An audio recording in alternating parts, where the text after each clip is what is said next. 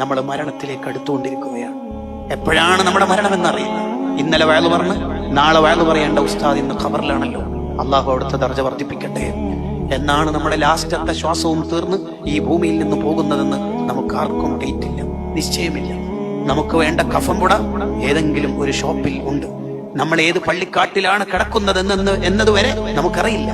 അതുകൊണ്ടല്ലേ പള്ളി മൈതാനിയുടെ പരിസരത്തൂടെ പോകുമ്പോൾ അസ്സലാമു അലൈക്കും ദാറ ഖൗമിയൽ മുഅ്മിനീൻ വ ഇന്നാ ഇൻഷാ അല്ലാഹ് ബിക്കും ലാഹിഖൂൻ, അല്ലാഹ് ഉദ്ദേശിച്ചെങ്കിൽ ബിക്കും ലാഹിഖൂൻ, നിങ്ങളുടെ അടുത്ത് തന്നെ ഞാൻ കിടക്കുന്നു. ഇത് ഏത് പള്ളിക്കാട്ടിന്റെ അടുത്തോട് പോകുമ്പോൾ ചൊല്ലണം. ചിലപ്പോ അവിടെയാണ് നമ്മൾ മരിച്ചു കിടക്കുന്നതെങ്കിലോ ആർക്കും അറിയില്ലല്ലോ. നമ്മുടെ നിയന്ത്രണം മുഴുവനും ഏറ്റെടുത്തത് അള്ളാഹുവാണ്. ആ അള്ളാഹുവിനെ ഇഷ്ടപ്പെട്ട് നമ്മൾ ജീവിക്കണം. ആരാണ് റബ്ബ്? ഉമ്മയുടെ വയറ്റിൽ നമ്മളുള്ള കാലം മുതൽ നമുക്ക് വേണ്ടത് അതത് സമയത്ത് നോക്കി തന്ന് ആ കാലത്ത് വേണ്ട ഫുഡ് ആ കാലത്ത്, പിന്നീട് മുലപ്പാല്, പിന്നീട് ചെറിയ ലഘുഭക്ഷണം, അങ്ങനെ ഓരോ കാലത്ത് ഇന്ന് രാത്രത്തെ ഫുഡ് വരെ സംവിധാനിച്ച റബ്ബ്. ആ റബ്ബിന്റെ ഇഷ്ടം വാങ്ങി നമ്മൾ ജീവിക്കണം. ഖബർ എന്ന ആ വീട് പ്രകാശിപ്പിച്ചിട്ട് ജീവിക്കാൻ നമുക്ക് കഴിയണം.